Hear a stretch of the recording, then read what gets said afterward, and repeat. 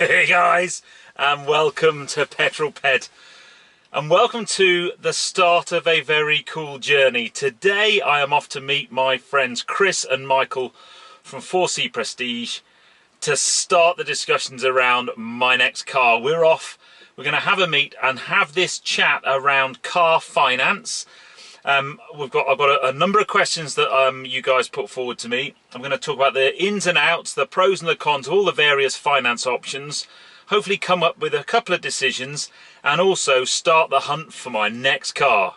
This should be interesting, and also well, you don't want to miss it, because what's going to come to the channel in the next few weeks, maybe months, is going to be very cool. Roll the titles.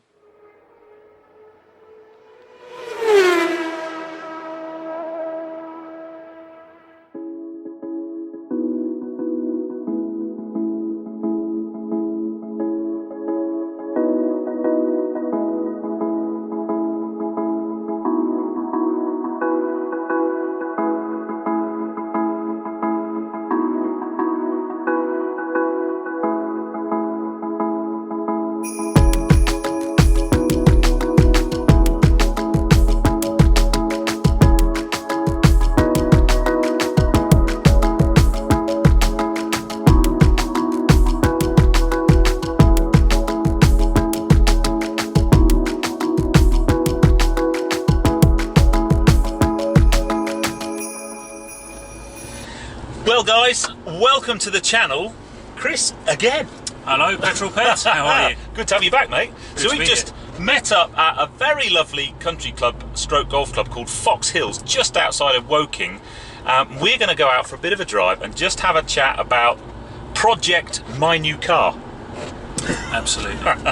So we'll go off and find some nice roads. We also happen to be on the McLaren test route, so we will keep an eye out for anything nice from MTC. There has been Sennas driving around and numerous other development cars. Excellent. We are blessed around here. We shall see. I have a bit of a history of spotting McLarens out on test routes when I should have. So I do feel a bit of a traitor talking about my new car in my Mini that's having to go to make way for my new car. But let's first of all talk about what you guys are going to help me with. So you're going to help me find my dream car. Absolutely. So we can understand what you want, Yep. what you're trying to achieve, Yep. how you're trying to achieve it financially, and then look at two things really: getting you the best car for your money, Yeah. and getting you access to the best finance for your needs. Yeah. Because your needs are going to be different to someone else's. And you've got contacts in a whole bunch of different dealers across a whole range of different brands, so I can pretty much give you because I don't yet know exactly what I want, but we're going to go on and see if we can find some nice examples. Yeah, I mean, the beauty of what we do is we work on behalf of the client, in this case yourself, rather than a manufacturer or a dealer. So we're about getting you the best car, rather than trying to shoehorn you into a car that you may not actually want, but you want to sell. Yes, I quite like that. So, can we do an idiot's guide to car finance? I think it's a good idea. Because now, if you guys have seen the video I put out a couple of weeks ago about this, I am petrified of car finance through experience in the past of maybe not having bought the right financial product a couple of times. And I bought this car cash, and the great thing about that was no car finance involved. But I can't do that for the next car. I just don't have that amount of cash, and arguably maybe that's not the most sensible kind of way to go. Yes, the thing is, most cars on the road are on finance. Even supercars. I mean, I heard a stat that 85% of Ferraris are bought on finance. Wow. And certainly from our experience, is I would say 95% or more of the cars that we source are on finance. So if we go down the finance route, then let's kind of do the two ones people will know about most, I guess. First one is HP, hire purchase. So that's basically where you borrow the amount of money over a period of time with interest and pay it back, and at the end of that you don't owe any money, and whatever's left in the car is yours. Is that fair? Yes and no. Okay. So most people think that there's two types. There's PCP, personal contract plan, and there's HP, which stands for hire purchase. The HP deals that we see and that we help clients access typically have a balloon. Okay. So they work just like your PCP. Yeah. But they actually have a lot of other benefits too. So you're not necessarily tied into a fixed contract. Okay. Now, when you mentioned this HP with a balloon, I'd never heard of that before. No. So let's have a bit of a chat about that then, because for me, I want the kind of flexibility. I've always been someone who keeps their car for quite a long time, but potentially that might change, and I might want to keep this car for a couple of years and then be able to move into something else. Yeah, we see a lot of people that they buy a car and circumstances might change, and it could be 2 years in, it could be 18 months in, it could be 3 years in. Yep. And it's about having flexibility. Yep. So if you are, what you don't want to be is a negative equity. Yep. And we see a lot of people that have bought a brand new car on a PCP, and they want to change the car. They're 2 years in, or they're 2.5 years in, and they owe more than the car's worth. Yeah. And there's a number of reasons for that. The marketplace today is different to what it was. Yep. Number of issues around that, economic issues, yep. Environmental issues, but it's impacted what cars are worth, or how they depreciate and when they depreciate. Yeah. What you want is to be able to buy a car and put in a sensible deposit. Yeah. 10%. You want to be able to fund it, and then you want to be able to exit it and at least have your deposit. Yeah. So the reality is, we see a lot of people that have bought what they thought was a great deal. Yeah. And it turns out it wasn't. Yeah. And the reason for that is, you have to remember that if a car is £40,000, at some point somebody's got to pay that money, and it's not going to be ain't going to be the dealer, right? No, it's going to be you. So if it's £200 a month, yeah, you can do a simple calculation and work out, well, actually there's going to be a big payment to be made at the end, and that's going to be a lot more than the car's worth. Yeah. So it's about making sure that you look at the overall cost of the deal. It's not just about the monthly payment, and that's one thing I say to everybody. Yeah. Don't just look at the monthly cost, look at the total cost of ownership. Ask to see how much the interest is going to be. Yeah. Ask to see what the final balloon is, and that's so important, that final balloon payment. Yeah. Don't let it be dressed up as guaranteed minimum future value. That I still struggle to understand what that means, because it's something that you have to pay, not somebody's going to pay you. So it's not a good thing to have a really high guaranteed minimum future value. Yeah. It's better to have a properly calculated balloon. Yeah. And the other thing is you've got to look at the APR. Yeah. If you raise the balloon, the monthly payments can go down. Yeah. And that's that typically is how people hide a higher interest rate. Okay. So it's very important that you look at the total cost of the value and you look at that APR. APR shouldn't be in the 20s. Yeah. And we see a lot of advertised APRs, or we see a lot of advertised deals that look attractive, and you look at the APR and it says 24.9%. Yeah. So I guess the challenge for me is especially if you don't do finance, or you're not that kind of financially astute, it can all be a bit confusing. So yes, can we boil it down to kind of, I don't know, there's some do's and some don'ts whenever you're looking at any finance deal?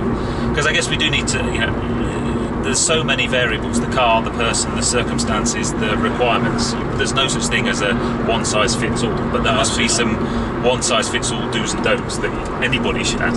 Some really important ones. First of all, make sure you know what the APR is. Yeah.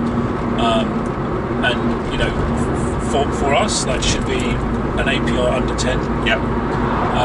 It certainly shouldn't be in the teens, high teens or 20s. Yeah. That's a poor deal for you. You don't want that. Yeah.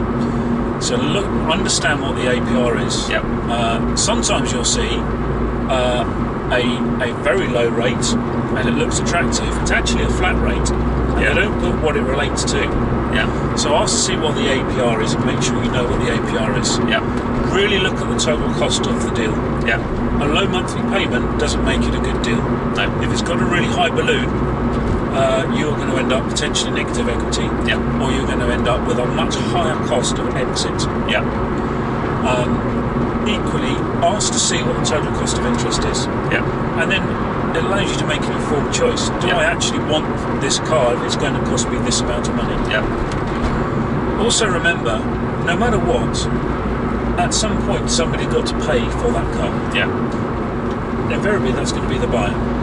So also have a think about the total cost of the car and how much it's going to cost you, and do you want to spend that amount? I think the other thing that's important is certainly the do's is don't necessarily just take what's been offered to you.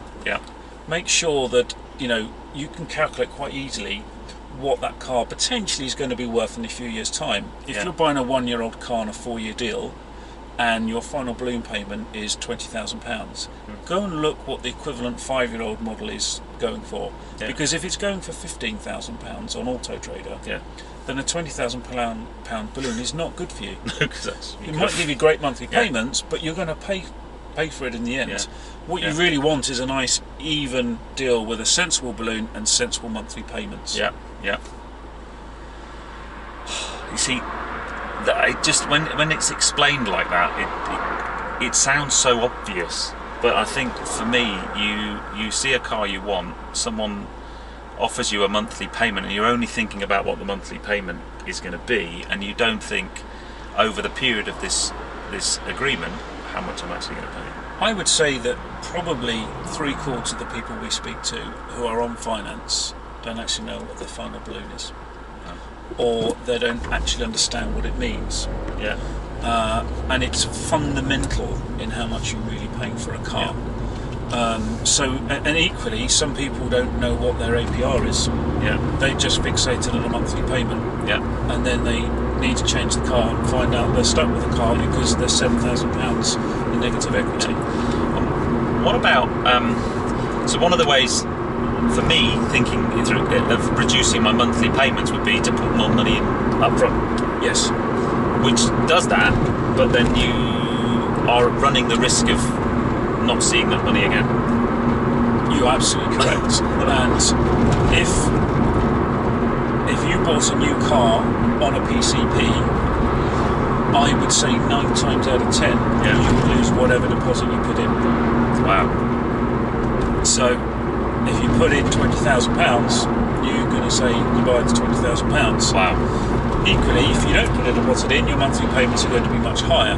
But again, it's about getting that right blend and knowing what your options are. If you put in a sensible deposit, circa 10%, on a nearly new or used car, over the right term, actually you can keep equity in the car and potentially look to get that deposit back, or have that equity in the car to roll on to the next one.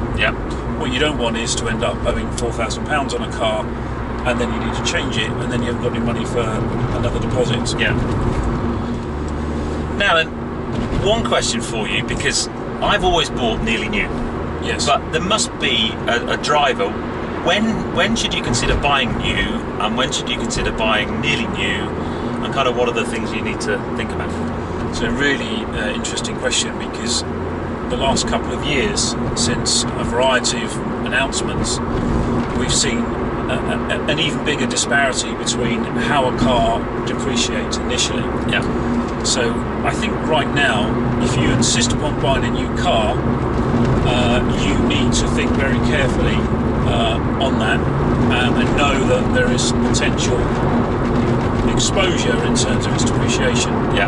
Equally, if you buy nearly new, whether that's a few months old or 18 months old, then it's far more advantageous. What I would say is probably the sweet spot is probably 12 to 18 months old. Because it's lost a big chunk of its initial depreciation. Which, when you're financing a car, you've got to remember you're really financing the depreciation. So when you finance a new car, it is going to be more expensive to finance because it's going to be depreciating higher. A lot of the premium cars, and Mercedes, BMW, Audis, Porsche, Range Rovers, once they've gone through their initial depreciation, they actually hold their value pretty well. And therefore are much better to finance when they're used rather than when they're new. Yeah. And that's why you see new cars being offered at very good interest rates by manufacturers, because they realise that, and that's the only way to shift new. Yeah. But for us, we still see it's the overall cost of the deal is far cheaper on a nearly new or used car over a new at the moment. That's it. I guess if you want to spec a car and you're very particular about colours and trim and options and all those types of things, then maybe your only option is to go on a configurator and have one built to your particular spec. If you're a bit more flexible in your wants list, then nearly new is a really good option. I think if you have a list of 15 absolute musts, then it's going to be very difficult to find a used car that's going to tick all the boxes. Yeah. But then you're going to pay for that privilege to have a new car, and you won't see a return on all those options either. Yeah.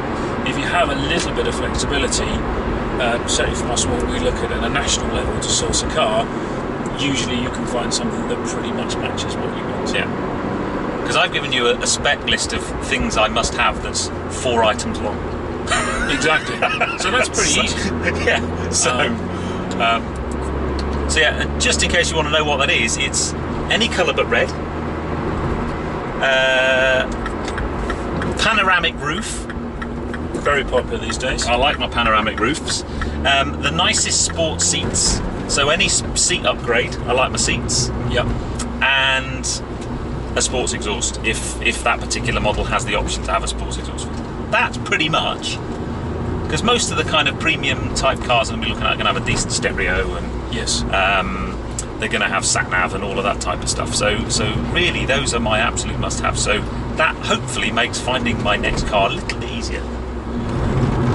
Okay, so we need to think about what happens next. Indeed.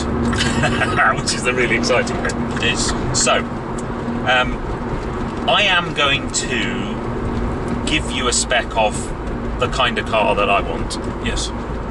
And then you and your business partner Michael, who really wanted to be on this film, but I've only got 2 seats in my car, so unless we squeezed him on the parcel shelf, he wasn't able to come on the video. But you can then go into your various network of experts within the dealer network of whatever brand that I fancy. Yep. That's going to be kept secret right now. I've got 3 or 4 different cars that I'm interested in, and basically go and find something that matches my requirements.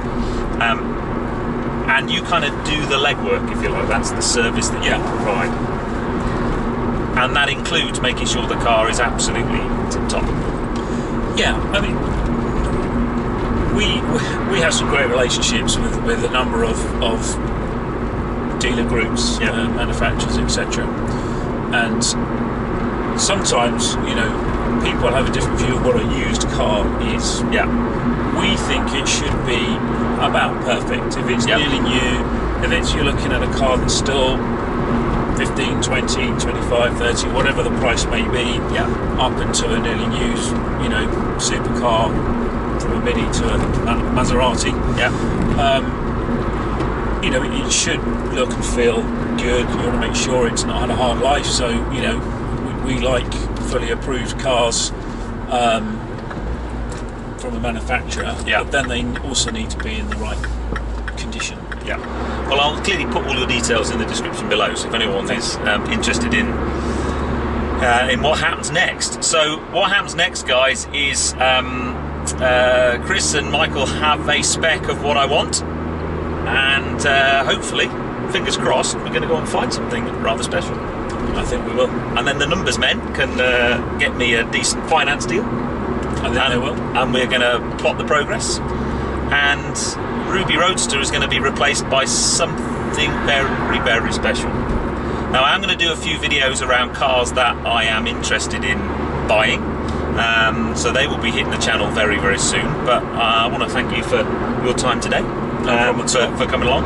Always a pleasure. We always have a nice coffee, and these guys are just petrol heads, so when you have a meeting you end up having a coffee and we end up chatting cars for about an hour and a half normally before we get any cameras going. But yeah, it's going to be a really exciting process. But yeah, thanks very much to you and Michael. But guys, I hope you found that interesting. As I said at the beginning of the video, it's very difficult to talk precise numbers because of all the various financial regulations and so on. But if you've enjoyed that video, then please give me a thumbs up. Comments below are always welcome. And if you haven't done so already, please subscribe to Petrol Ped for plenty more content to come, and stay tuned to see what I'm going to replace Ruby Roadster with. But I'll see you on the next film, guys. You take care. Drive safe.